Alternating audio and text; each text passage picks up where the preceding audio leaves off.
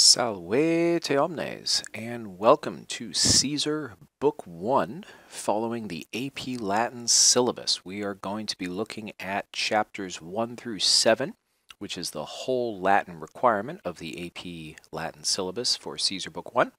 And before we get started, let's just have a quick refresher of our shorthand, right, our coding for these videos as we go through. So as you are following along with your textbook, or maybe just following the video yourself, you have a sense of what all these colors mean. So just a quick reminder that subjects, which do not need to be contained to just the nominative case, will be indicated by a red underline. All right. Verbs will be indicated with green, and objects, again, not restricted to just the accusative case, because different cases can function as the object depending on the verb or the construction, will be indicated with a dark blue. The other notable construction that will be indicated throughout these videos when we're doing this Latin reading will be ablative absolutes, something which Caesar deploys with great regularity, and even Virgil uses them as well. They will be indicated with a light blue highlight. Okay. The only other thing worth noting again is that as we go through these sentences, one sentence per page, one sentence per screen, the main clause of each sentence will be indicated in bold, with any subordinate or ancillary constructions, whether those are clauses or other types of constructions, indicated by indentation. All right, so hopefully this will make it easier for you to follow along with the main thrust of what each sentence is saying as we read the Latin from left to right as a Roman would have whenever possible, not playing games like find the verb or match this noun with this adjective or something like that. We are just striving to read the Latin as it is and to comprehend it as best we can. All right, now that that's out of the way, let's dive right in with quite possibly one of the top 10 most famous literary openings in all of history within the Latin literary canon, probably I'd say maybe top 3. Gallia est omnis divisa in partes tres. Okay, so here we go. Let's go ahead and have a look at what this is doing. All right, so as we go, Gaul is, right, Gallia est, nice and simple, omnis. Now this omnis right here is frequently rendered in English as something like all of Gaul. Okay, you see that a lot. But given its position here, second after Gallia, that's probably not exactly what it means, right? If I wanted to say all of Gaul, I'd probably say omnis Gallia. But here I'm saying Gallia omnis, all right? Gallia est omnis. So in this case, omnis probably means something like as a whole, okay? Gaul as a whole is divided, all right? You'll notice that divisa here is indicated as an adjective that's going with the subject, not as part of the verb. All right, so this is not the perfect passive form of divido. All right, perfect passive divisast has been divided. This is simply the adjective use of the participle. Gaul is divided, right? That is a fact. Gaul is divided into 3 parts. All right, in partes tres. Okay, and again, very quickly, just coming back to this omnis, Gaul as a whole is divided. Caesar, we need to remember, is providing some context for his current day Roman audience who have no conception beyond the vaguest of what Gaul exactly is. All right, so saying that Gaul is as a whole divided into 3 parts is a little bit like saying the United States as a whole is divided into 4 regions: the East Coast, the South, the Midwest, and the West Coast, right? Is that terribly useful in describing the United States to perhaps someone who's never been there? Maybe it is. Is it terribly accurate? No, not really. All right, so as we go through this, we need to remember that Gaul as a whole is actually made up of lots and lots and lots of different political entities, different tribes, kingdoms, and so on and so forth. But Caesar's trying to provide a simple breakdown of Gaul. So on the whole, you can divide Gaul into 3 parts. Quarum, of which, the quarum here is partes as its antecedent. Unam incolunt Belgae, 1 part, right, unam partem, 1 part the Belgians inhabit, okay, incolunt Belgae. The second part, or the other part, the Aquitani incolunt, right, we have to come back to incolunt, all right, the Aquitani inhabit. And, there's no and, but we supply it, The third part, these guys inhabit. Now you'll see this whole phrase right here. This whole relative clause has been highlighted in red because this whole relative clause is effectively the subject of the understood in colon here with tertiam. Okay, who inhabits this third part? These guys. And who are these guys? They are the people who, all right, that's what the qui does.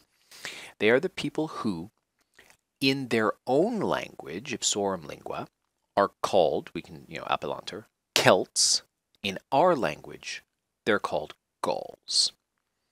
Okay, so this is where, that third bit here, so we actually find out that the whole name Gaul is a Roman thing, not a Gaelic thing, right? Not a Gallic thing. They actually call themselves Celts, but we call them Gauls in our language, and so that's why it's Gaul. All right, so Gaul as a whole divided into three parts, of which one part the Belgae inhabit, the other part the Aquitani inhabit, and the third part these guys inhabit, the ones who are called Celts in their language, but Gauls in ours. All right, let's find out some more about these guys. He omnes, all of them, all of these people. We know that it's people because he right here, this is masculine. All right, so we understand people. All of these guys. And then this here is actually part of the main sentence. There's no subordinate clause going on here, but it is understood kind of as an ancillary construction. It's an ablative of specification. All right, so we would say something like in. We can just say in or with respect to. All right, all of these people in respect to their lingua, their language, their institutis, we can say something like customs or habits, and legibus, laws or more broadly political organization. All right, because again, Gaul is not one unified thing. There are some tribes that are organized around monarchies. Other tribes seem to have a degree of popular sovereignty. All right, people vote to a certain extent. So with respect to their language, their customs, and their political structure or laws, they differ amongst themselves. All right, which is why the division of three is kind of useful. All right, Aquitania, for those of you who don't know, Aquitania would be closer to modern day Spain and might be associated with people like the Basque. All right, Gaul itself is what we might think of as France, that middle portion. And the Belgae, obviously, inhabit the region that is today known as Belgium, but also have a mixture of German in them as well. Hence, lingua is a big thing. Okay, continuing on with the nature of the division of these three regions. Okay, so we can just read this from left to right. The Gauls from the Aquitani, the Garumna River, and then we understand when we get there, divides them. Okay, so the Garumna River divides the Gauls from the Aquitani. This is the modern-day Garonne, all right, in France. I apologize to any French speakers who have to deal with my horrible French pronunciation. And from the Belgae, so this is still the Gauls, right? Something is dividing the Gauls from the Belgae. That would be the Matrona and Sequana rivers. We understand Flumina here. Okay, so the Garumna River divides the Gauls from the Aquitani. The Matrona and Sequana rivers divide the Gauls from the Belgae. All right, now we get into the first real monster sentence. Here we go. Horum omnium fortissimi sunt Belgae. And that's the whole main clause. That's the whole statement here. Of all of these people, horum omnium, the bravest or strongest or fiercest are the Belgae. That's it. Everything else is an explanation of why the Belgae are the strongest. All right, so let's have a read through. Propterea quod. This is just Caesar's fancy way of saying because, literally on account of the fact that. All right, but you can just say because. So let's start listing the reasons that the Belgae are fortissimi. Well, first of all, from the cultu atque humanitate provinciae, longissime absunt. So what is this? This is something like the customs or habits, okay, cultus, and humanitas. This is something like civilized behavior of the provinciae. Now, the provinciae is the Roman province, all right? At this point, 58 BC, Rome has only a small possession in what we now call Gaul, and it's in the south, and it is the region of France that is today, unsurprisingly, called Provence, from the Latin provincia. So right now, since Rome only has one province in all of Gaul, they simply refer to it as the province, all right, provincia. So from the customs or habits and humanitate, civilized behavior of us, basically, of our province. The Belgae are the furthest away, longissime absunt. All right, they are the furthest away, and so that makes them fortissimi. That's reason number one. All right, and minime quadeos mercatores saipe comeant. So this minime, we read this minime when we understand it. We read this minime over here with saipe, least often. So not never, but just very, very infrequently. To them, this would be the Belgae. This eos is the Belgae. Don't let the fact that Belgae is in the first declension fool you. They are masculine. All right, so eos. So least often to the Belgae, merchants travel. Comeo means something like to come and to go, so we can just say travel. All right, merchants travel to them not very often at all. And we're still on this idea of the merchants. They also, not very often at all, the things which tend, right, if we jump to pertinent, right, the things which towards womanizing your souls tend. So the things which tend towards making your soul effeminate or womanly. This is, of course, the standard, this is a Roman way, not the standard. This is a Roman way of describing weakness, all right? So merchants bring goods, luxury goods, that tends to make your soul womanly, which means weak, all right, to Caesar in this context. So merchants come to the Belgae not very often at all, and bring, it's importance, that is this verb covering the object ea, and least often bring those things which tend to make your soul womanly, weak. So because of that, so that's the second reason, right? So all of this right here is the second reason why the Belgae are fortissimi. Now let's scroll down here and take a look at the third and final reason that the Belgae are fortissimi. Well, because they are proximi. They are closest to the Germanis. Okay, this is a dative. Yes, it is. Proximi wants a dative. All right, they are closest to the Germans who, this would be the Germanis, across the Rhine live, which makes sense, right? The Rhine then, as now, is the major geographic divide between what we call France and what we call Germany, all right? Gallia and Germania. So the Belgae are closest to the Germans who live across the Rhine, and, we can supply the and, with whom, quibus cum, still the Germanis, they, the Belgae, constantly wage war.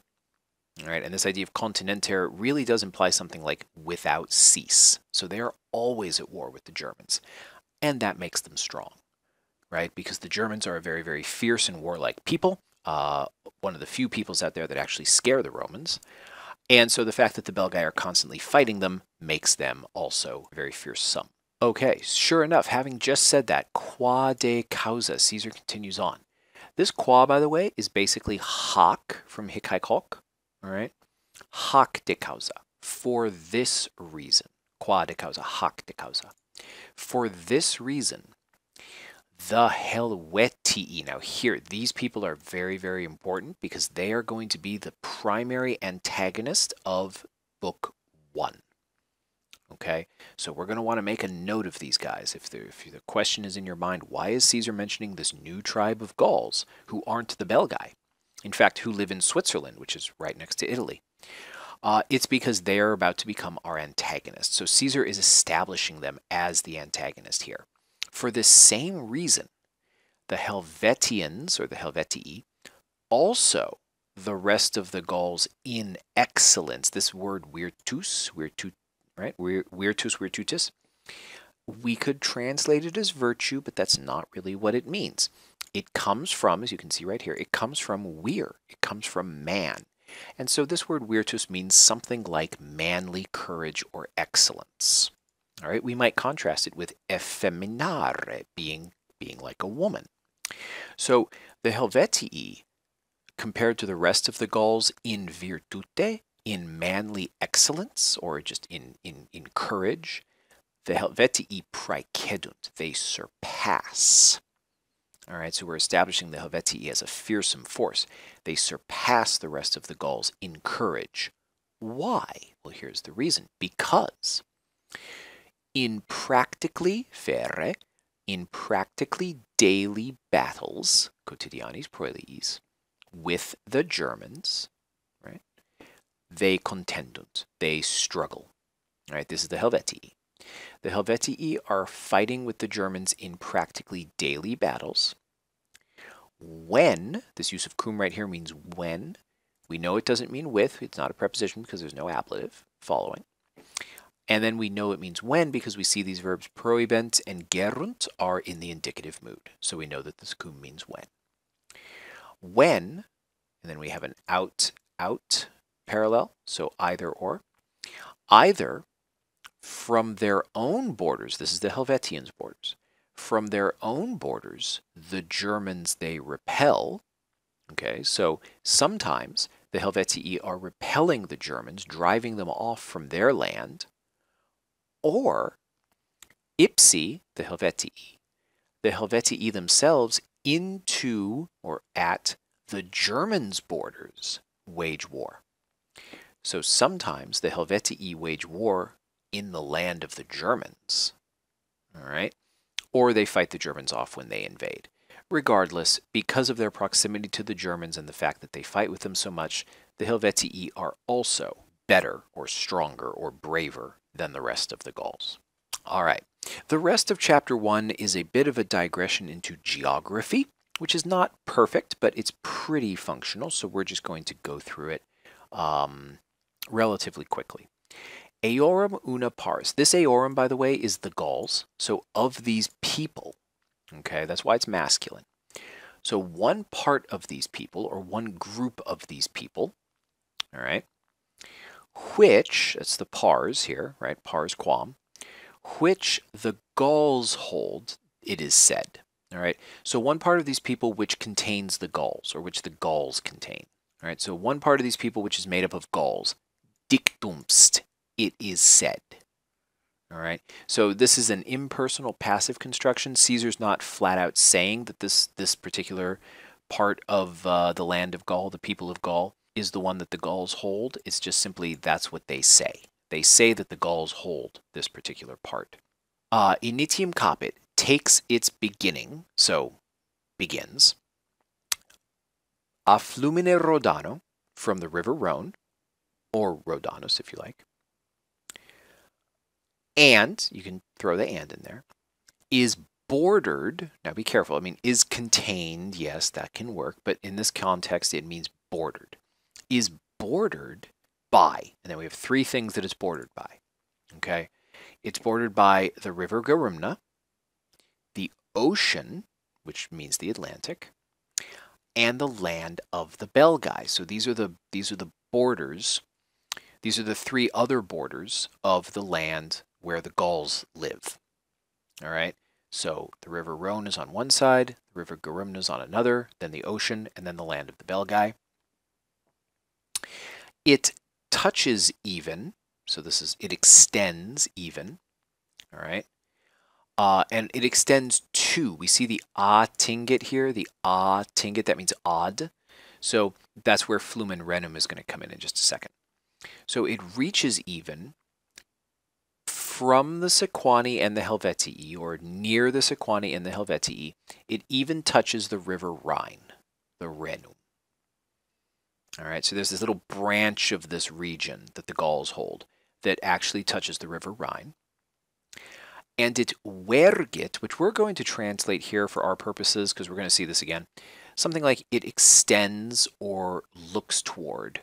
All right, so it extends toward the septentriones, the north, right? The septentriones literally means the 7 stars, all right? And these are the 7 stars of the Big Dipper. okay, which include, which encompasses the North Star. So septentrio in Latin means north, right? So it extends to the north.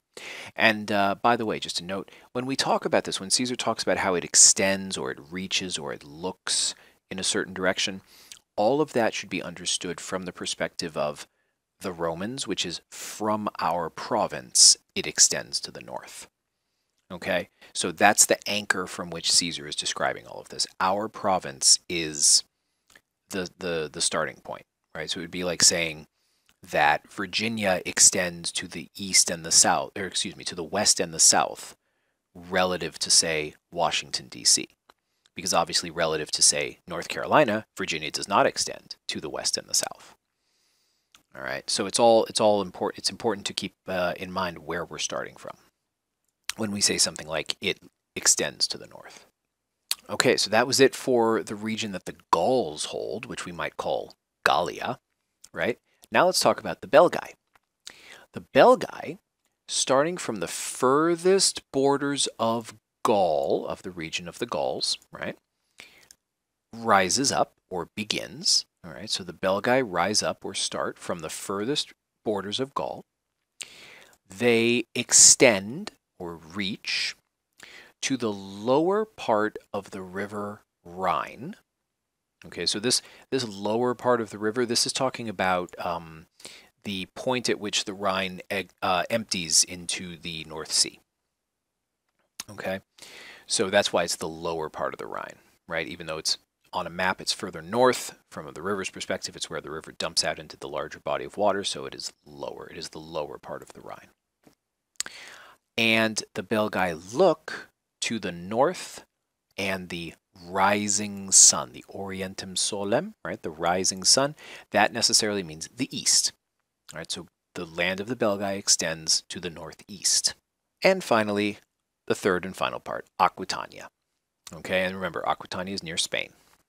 So Aquitania, from the Garumna River, okay, so we know that we have a sense that it's starting from the Garumna River, towards the Pyrenees Mountains, and that part of the ocean, which, this qua is the partem, which is ad Hispaniam, this means something like near Spain, all right, to that part of the ocean which is near to Spain, it pertinet, it tends, all right, or it stretches.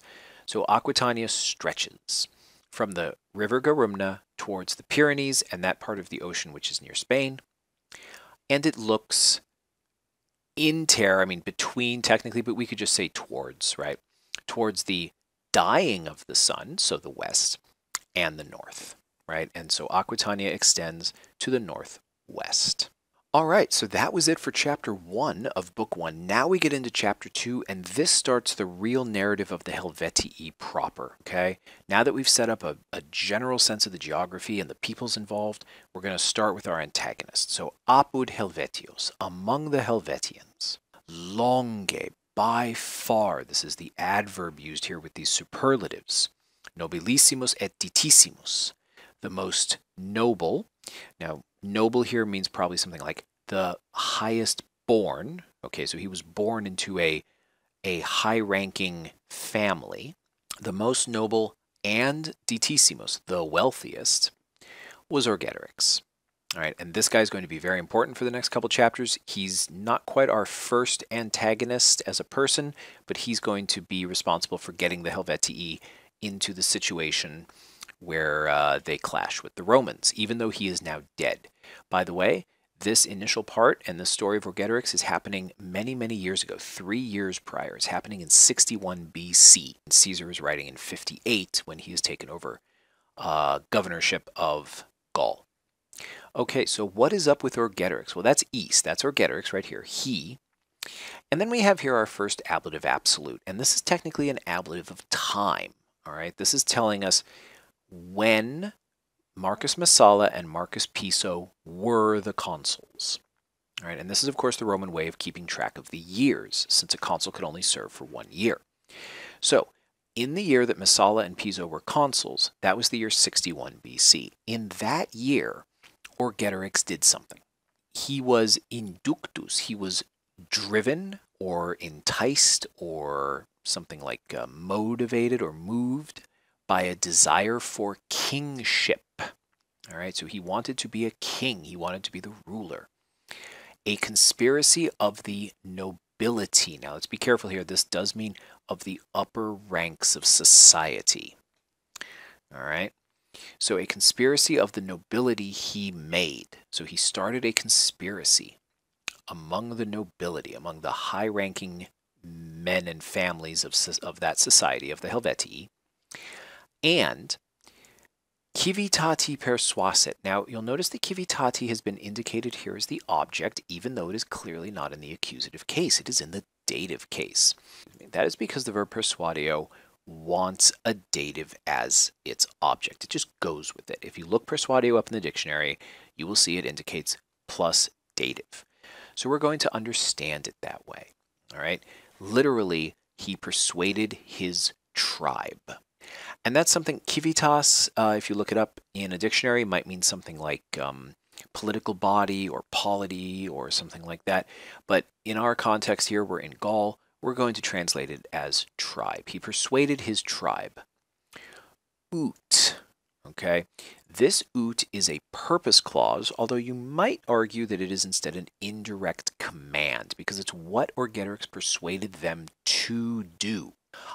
If it makes you feel any better, one thing I always say is that every indirect command is a purpose clause, broadly speaking, but not every purpose clause is an indirect command. So you identify it as one or the other. It's up to you. What did he persuade his tribe to do? He persuaded them from their borders, right? So from their land, with all of their resources, all right? So with everything, they should depart. So Orgetorix has successfully persuaded his tribe, the whole of the Helvetians, to migrate out of their land with everything they have. Okay? And what is his pitch? Why does he think they should do this? Although Caesar there will be more to say about that below. Per facile esse. Notice the construction here with an infinitive indicated as a verb. We have jumped down into indirect statement with the rest of this, all right, because of persuasit. So we could say something like, he said that, or he told them that. Per facile esse. It would be very, very easy. Cum. Now, don't be fooled by this ablative here, virtute. Cum and virtute do not go together. This cum is functioning with this imperfect subjunctive down here, praestarent, to mean something like because. It would be very, very easy because in courage, they, the Helvetii, surpassed everyone. And this omnibus, by the way, is a dative with praestarent. All right. So he is claiming that the Helvetians are superior to all the rest of the Gauls in their courage, or again, that sort of bravery or excellence. So what would be very easy? All of Gaul the power to acquire. To acquire power over, we would say, even though totius Gallii is genitive, over all of Gaul. Okay, and the reason imperio, this ablative, has been indicated as the object is because potior wants an ablative as its object. So that's why it's indicated thus. Okay, so that was Orgetorix's first pitch, but he's not done. Oh no, he is still persuading. So this even more easily, notice the facilius, notice the comparative adverb, or adverb or adjective. It depends on if you read it with id or if you read it with persuasit. All right, but the point is that even more easily than this, he persuaded iis. The iis are the Helvetii, still dative because persuadio wants a dative. So, and the id, you can see how the id is indicated as the object. The id could also be the object of persuasit, is the thing that he's persuading them, which is going to be defined by all of this. All right, the id is looking ahead to the quod. So he persuaded them more easily even that, all right, or because, all right, it depends on how you want to read the quote. And then everything else is the explanation. And you can see the highly parallel structure that Caesar is deploying to make this work.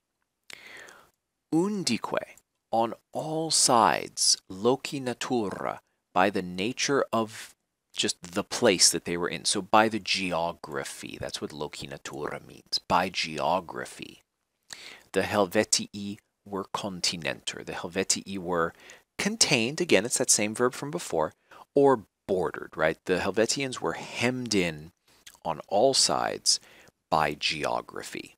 And then we can see Caesar lays out what exactly the geography is. Unex parte, on one side. And then continentor, by the way, is the verb that we're going to use for each of these ablative expressions here, right? Flumine Reno, Monte Jura, and Lacule Mano et Flumine Rodano. All right, continentor works with each of them.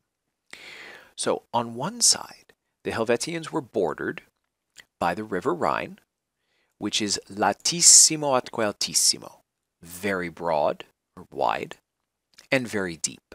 Qui, that would be the river, which the land of the Helvetians from the Germans divides. So this river divides the land of the Helvetians, the Agrum Helvetium, from the Germans. Alter ex parte, so on another side, the Helvetians are contained or bordered by the Monte Jura. Now, this is not a single mountain, this is more of a mountain range, all right? By the Jura Mountains, all right, so we can make it plural, which are very, very tall. Altissimo, very, very tall. Which are, right, even though the mons is singular, hence the verb is singular, but we know that it's a mountain range, so it's fine. Which are inter Sequanos and Helvetios, which are between the Sequani, another tribe, and the Helvetii. And then tertia, we understand ex parte, tertia ex parte. So on the third side, the Helvetians are bordered or constrained by the Lemanus Lake and the river Rhone. All right, so by two big bodies of water. Qui, which our territory or province from the Helvetians divide, which divide our province from the Helvetians. Okay, so this is the constraint that the Helvetians are working under. They are constrained on three sides by geography, which makes it feel like they need somewhere new to live. Well, why do they need somewhere new to live? Well, Caesar's about to explain. Because of these things, this his rebus here, this ablative, because of these things, it fiebat, it was the case, or it came to be, right? Fio, right? To happen, to occur, to come into being. So because of these things, it was the case ut, that, all right? So this is a result clause. All of this is a result clause explaining what the result of this situation is for the Helvetii. Well, what was the result for the Helvetii? Well, first of all, because we see the et, right? First of all, less broadly they could, you can say, for vagarentur, they could wander. So there was not a lot of opportunity for them to travel. They could not travel very far. And less easily to their neighbors could they bring war. So they're not interested in having a nice stroll after dinner and disappointed about the lack of space to do that. They're upset because they can't easily, facile, minus facile, not very easily, they cannot easily bring war against their neighbors. Okay, so that's what they're really after. They want people to attack. Qua ex parte, now this qua ex parte here is actually meaning something like for this reason, right? We're referring most specifically to this sentence that this clause that we just had, but also in part to this up here, this idea that they can't travel very far and bring war onto their neighbors. For this reason, these people, this is the Helvetii, the homines, and they're described as cupidi bellandi. So cupidi is the adjective modifying homines, and bellandi is the gerund, genitive gerund, going with cupidi. These people are very desirous of waging war. So the Helvetii love nothing more than to wage a good war on their neighbors. And that is why they were affected by a great pain. All right. So they find that their territory is just too small for them because it just doesn't afford enough opportunities to go and beat their neighbors up and take their stuff. And so as we come to the end of this chapter, continuing on, Caesar explains, on account of, that's what these pros are doing here, right? On account of the number of men, so this would be of the Helvetians, right? So there's a large number of the Helvetians. Okay, so given the number of their people, and for the sake of the glory that comes from these bellia aquae fortitudinus or genitive, so, of, the glory of, but the glory that comes from war and bravery. All right, so they're not just in it for the loot, right? There's also the issue of there's a lot of them, and they want glory. They want the glory that comes from showing off how successful they are in war and how brave they are. So for these reasons, narrow borders they had. You notice the interlocked word order here that Caesar is deploying for angustos se fines habere. Right? You see how the se, there they are. They're constrained within these very, very tight borders. Narrow borders they had, they thought. Arbitror, the deponent verb, means something like to have an opinion. So it was their opinion, or they thought that they had narrow borders. Qui. This qui is talking about the fines. So let's talk about these borders. How narrow are these borders? And then Caesar, of course, explains exactly what they are. In longitude, so running north to south, right? They were 240 miles. These are Roman miles, right? 240 miles in longitude, and in latitude, or running east to west, all right, 180 miles. The borders. So the borders extended, all right? The borders extended 240 miles north to south and 180 miles east to west. But not enough for the Helvetii. All right.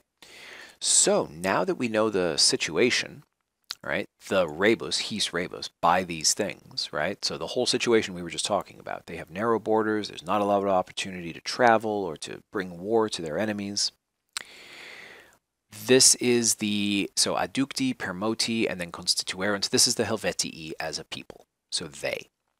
So by these things, they were convinced, right, or persuaded, and by the auctoritate orgetoribus, by the authority of Orgetorix, they were moved or persuaded, right? Permoti and adducti mean almost the same thing. So the Helvetii were persuaded by their situation and also, convinced by the authority of Orgetorix, and so constituerunt. They, the Helvetii, decided, or literally set it down. They decided, and then we're going to go into a lot of infinitives here. As you can see, these are complementary infinitives going off of constituerunt. They decided the things which for leaving were relevant, so the things which they needed to depart, they would comparare, prepare, right? Ignore the colm, it's parare, it's right there, paro, parare, okay? So they decided to prepare the things which they would need for leaving. They decided, and then we continue on with constituerunt, it's still the main verb governing these infinitives. They decided mules and carriages, the greatest possible number to purchase. So Jumentorum and Curorum are genitive, going with numerum. And then this quam, right here with maximum, okay? This is the use of quam adverbially with a superlative adjective, maximum, right? So you can have something that is multus, a lot. You can have maior, which is more. Or you can have maximum, which is the most. Or you can have quam maximum, the most possible, something to that effect. So they decided to purchase the greatest possible quam number of mules and carriages. All right, so pack animals and wheeled vehicles. And, because we're just making a list of things they decided to do, grain or crops, the greatest amount possible to facere. Now, in this context, facere obviously doesn't mean to make. You don't make grain or crops, you plant them. All right, so to plant the greatest possible number of crops. Ut, so that. Okay, this is a purpose clause. This was their purpose for planting the largest crop possible. On the journey, the supply of grain, supeteret, would suffice or sustain or endure, would be enough, right? So they're planning a large trip with everybody. They're not going to be able to farm, so they have to grow as much as they possibly can so that they will have enough food for the journey. All right, and then let's scroll down to see the last thing they decided to do, right? Still with constituerant. They decided with their nearby tribes, cum proximus civitatibus, peace and friendship to confirm. All right, so they reached out to their neighboring tribes to reaffirm their peace and their friendship. And that, of course, is important because, you know, anytime the Helvetii are proposing to leave their home en masse to anyone else, all right, what does that look like? It looks like an invasion. All right, when everyone gets up and leaves their homeland to go and settle somewhere else, from the perspective of the people who might already be living in or near that area, that's no different than an invasion. So they had to confirm peace and friendship with their neighbors so that their neighbors didn't get worried that maybe the Helvetii had it in mind to invade them and take their stuff. All right, so now that we know what their plan is, okay, ad eas res conficiendas. Notice the gerundive here, conficiendas, with ad. And remember that this is a standard Latin way of expressing a purpose idea, all right? For the purpose of accomplishing these things, or more literally from left to right, for the purpose of these things being completed. So, to accomplish these things, a 2-year period for them enough would be, they thought. This use of duco right here is not your standard duco ducere to lead. This is duco ducere more something like to come to an agreement or to think. Okay, so the Helvetians considered that a 2-year period would be enough for them to get all of this ready, and in the 3rd year, their departure by law they affirmed. All right, so they actually passed a law saying that they would leave in the 3rd year. And then here we are again, same construction, ad eas res conficiendas, for the purpose of accomplishing these things. Orgetorix was elected. So there we go. Now Orgetorix has achieved a degree of power. Orgetorix is in charge of planning the Helvetians' departure, which, remember, he and his conspiracy proposed in the first place. Okay, so what did Orgetorix do then? This ease is Orgetorix. Orgetorix, for his own sake, sibi, this is a dative, but it's reflexive, so it's referring to Orgetorix, a delegation or an embassy to the neighboring tribes, we can understand neighboring tribes, he took up. So Orgetorix undertook a trip to the neighboring tribes for his own purposes, and that's going to be very important here because we're going to see where this conspiracy comes into play now. All right. In eo itinere, on this trip that he took, this legatio, this delegation, on this trip, he, Orgetorix, persuaded Casticus. Notice the dative, but object because persuadeo. He persuaded Casticus. Who is Casticus? He is Catamantilus's son. Okay, that's nice, I guess. He is also Sequano. He is of the Sequani tribe. So remember, this is the neighboring tribe to the Helvetians. They're on the other side of the mountains. So this Casticus, who is the son of Catamantulus of the Sequani, his father, this Cuius is Casticus, his father, that would be Catamantulus, the kingship among the Sequani for many years had held. All right, so Catamantulus had been the king over the Sequani for many years, accusative duration of time. All right, and so Senatu Populi Romani, by the Senate of the people of Rome, literally, because Populi Romani is genitive with Senatu. A friend was called. All right. Now, there's a couple ways to take that. You probably could take the Populi Romani with amicus, because what this refers to right here is this is a diplomatic recognition. All right.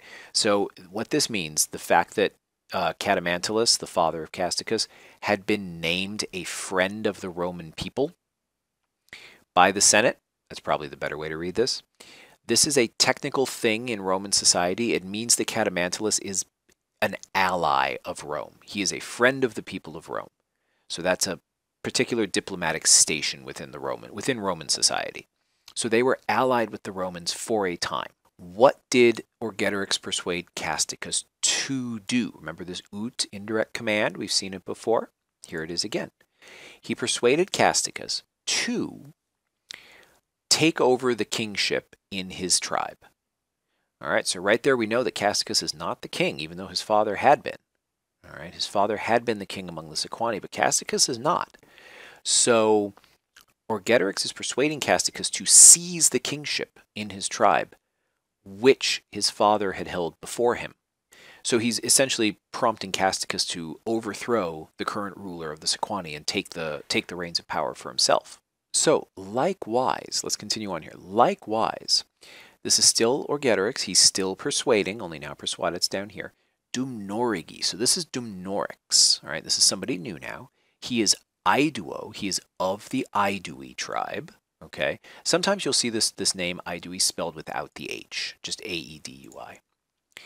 The brother of Diviciacus. All right. So what did Orgetorix persuade Dumnorix to do? All right. Well, actually, first of all, who is Dumnorix? We'll come to what he persuaded him to do in a second.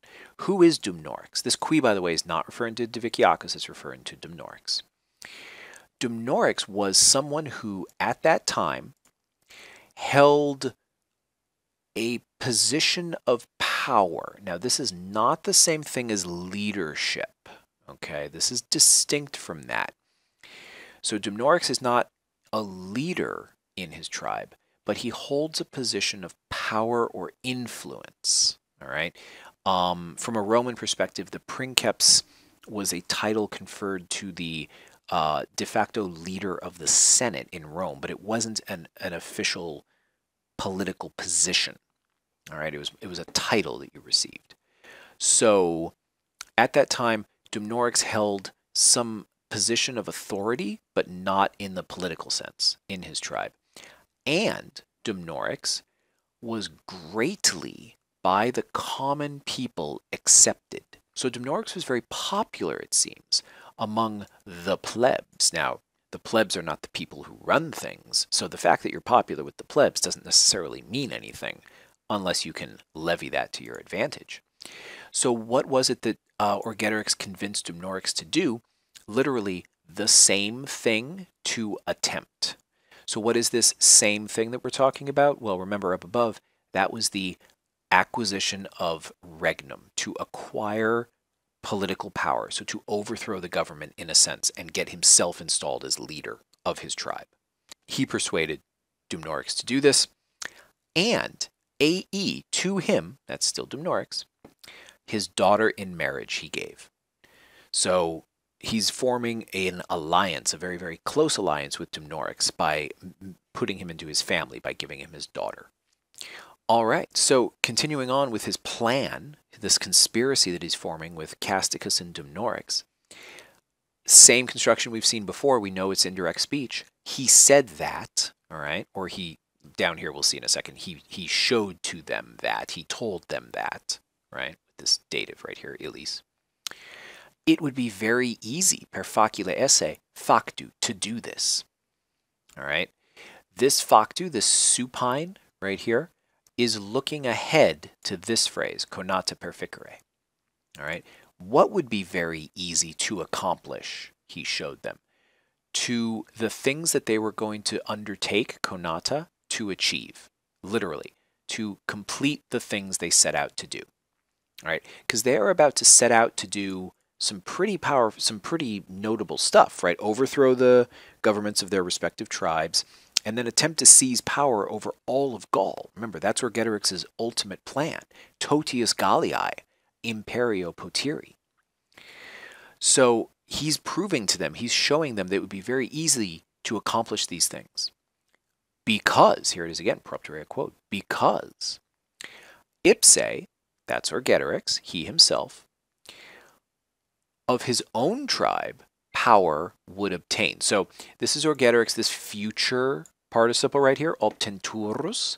This is indicating that Orgetorix has confidence that very soon he will obtain power, imperium, right, absolute power, over his tribe. This is genitive, sui civitatis with imperium.